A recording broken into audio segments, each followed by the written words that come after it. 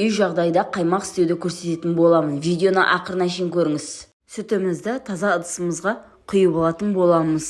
Жылылау қылып қайнатып 82%-тік сармайымызды салатын боламыз. Обязательно 82 болу керек. Қайнатып жібермей бөлек ыдысқа құйып алатын боламыз. Миксеріміздің көмегімен әбден араластыратын боламыз. 20-15 минут әбден тоқтатпай араластыратын боламыз миксерімізбен. 20 минут араластырып болғаннан кейін бөлек ыдысқа құйып алатын боламыз. Құрғақ болу керек іші. Түсі сары түске енеді.